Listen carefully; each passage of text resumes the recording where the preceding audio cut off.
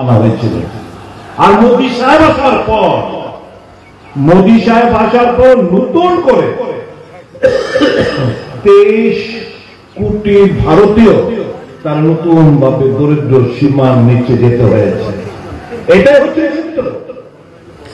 কান দেবেন না, এটা পাওয়ার ভিড়ু ওই পুলিশ সাথে যেটা চিৎকার করা, আমি পুলিশের জানগা एकदम पुलिस जाएंगे आप लोग चले जाइए, तीन का आवाज बंद हो जाएगा। उनको पता है, इनको पता है कि आप लोग हैं, कोई गंदगोल नहीं होगा। আপনাদেরকে সামনে রেখে এরা গন্ডগোল করতে চায়। एरा होते गीदड़, और ये लोग गीदड़ का मौत मरेगा आने वाले दिन में। हम लोग भय पाए তোদের এই গিদড়কে ধমকি আমরা দেখতে পাই। আমরা জানি এই লড়াই সংগ্রামের মধ্য দিয়ে এই জায়গায় এসেছি লুটে ফুটে খাওয়ার জন্য নয়। আমি তো ছিলাম শাসক গোষ্ঠীর মধ্যে, শাসক গোষ্ঠী থেকে মানুষের অন্যায় অসাধুভাবে শাসক গোষ্ঠীর নাম লেখায়, আর আমি শাসক গোষ্ঠী অন্যায় থেকে পার্টি ছেড়ে দিয়ে আপনাদের কথা বলার জন্য, মানুষের কথা বলার জন্য विरोधी खातर नाम लेके की। कारण हमारा मकसद ना पैसा का है, हमारा मकसद ना पावर दिखाने का है, हमारा ना हमारा पावर का पॉकेट गरम है, ना हमारे हमको कुछ दिखाने का कोई जरूरत नहीं है।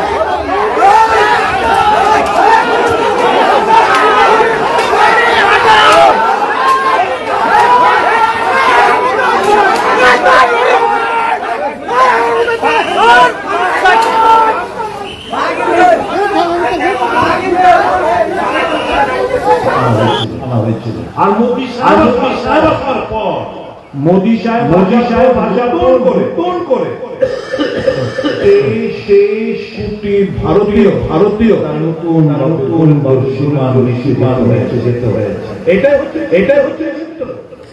কান দেবেন না, ভিড়ু পুলিশ সাথে যেটা চিৎকার করা, জানগা एकदम जाएंगे, आप लोग जाएंगे, आप लोग चले जाइए, तीन का आवाज बंद हो जाएगा। उनको पता है, इनको पता है कि आप गंदगोल नहीं होगा। আপনাদেরকে সামনে রেখে এরা গন্ডগোল করতে চায়। এরা होते गीदड़, और ये लोग मौत मरेगा आने वाले दिन में। আমরা ভয় পাই, আমরা ভয় পাই।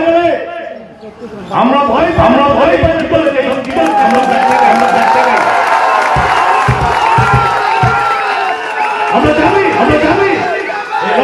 লড়াই এই জায়গায় এসেছি লুটে ফুটে আমি তো ছিলাম শাসকের মধ্যে, শাসক মানুষের অসাধুভাবে গোষ্ঠীর নাম লেখায়, আর আমি অন্যায় থেকে পার্টি ছেড়ে দিয়ে কথা বলার জন্য, মানুষের বিরোধী খাতার हमारा मकसद दिखाने का है, हमारा नाम पावर का पॉकेट गरम है, ना हमारा